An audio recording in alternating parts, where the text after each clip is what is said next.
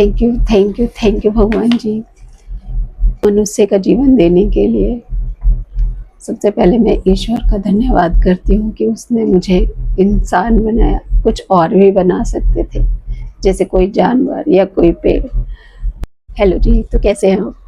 ईश्वर का धन्यवाद है कि उसने हमें इंसान बनाया, क्योंकि इंसान का जन्म जब हम लेते हैं तभी हमारे पास कर्म की शक्ति होती है। हम अपना जीवन बदल सकते हैं, बेहतर कर सकते हैं।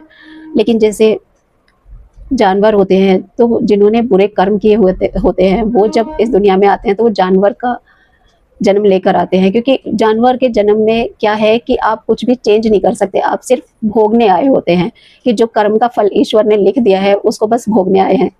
या पेड़ पौधे होते हैं, वो भी बस जो उन्हें एक जगह लगा दिया गया है और बस वहाँ पे ही उनका जीवन है जितना भी है। लेकिन इंसान का जीवन ऐसा है कि वो भजन करके, अच्छे कर्म करके वो अपने जीवन को बेहतर कर सकता है, अपने जीवन को, अपने प्रारब्ध को बदल सकता है।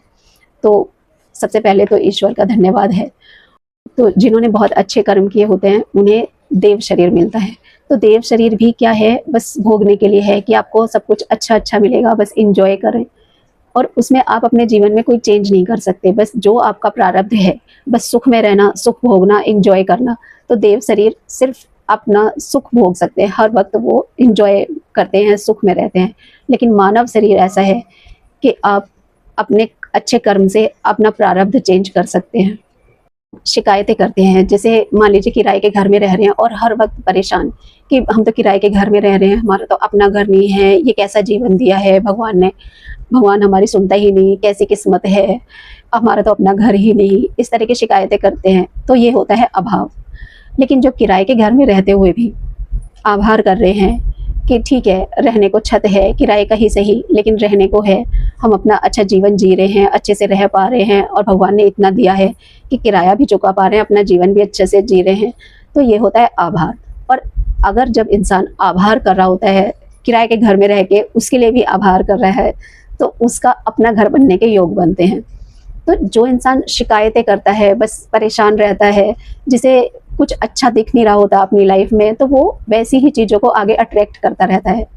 तो आभार की पावर, ग्रेटिट्यूड की पावर, ग्रेटिट्यूड हमें ये दिखाता है कि जब कमी है, जब हर तरफ फैसिलिटीज़ की कमी है या प्रॉब्लम्स हैं हमारी लाइफ में, लेकिन तब भी अगर हम ग्रेटिट्यूड में रहते हैं तो एक उम्मीद रहती है।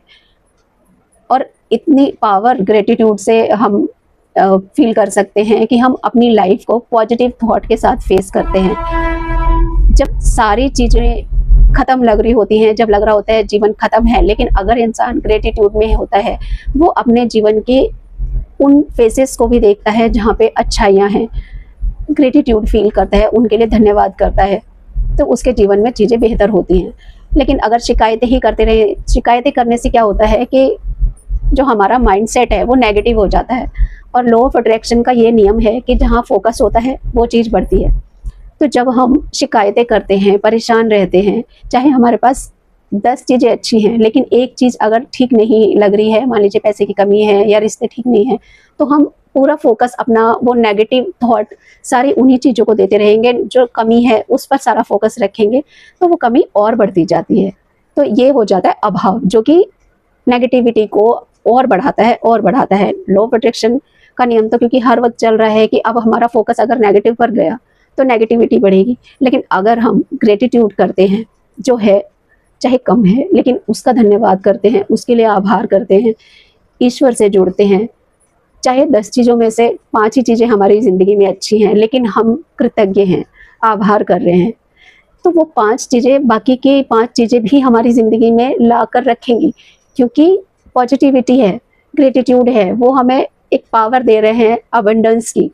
तो ग्रेटिट्यूड से अब हमारा फोकस पॉजिटिव होगा, पॉजिटिव चीज़ों पर होगा, तो हमारी ज़िंदगी में बेहतर चीज़ें आती जाएंगी। तो ये है फ़र्क अभाव में रहने का और आभार में रहने का।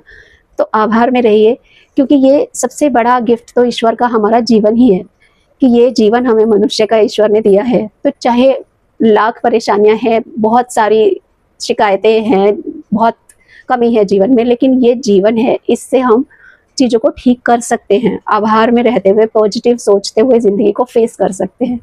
तो थैंकफुल रहिए, ईश्वर ने जो हमें मानव शरीर दिया है, सबसे बड़ा गिफ्ट तो यही है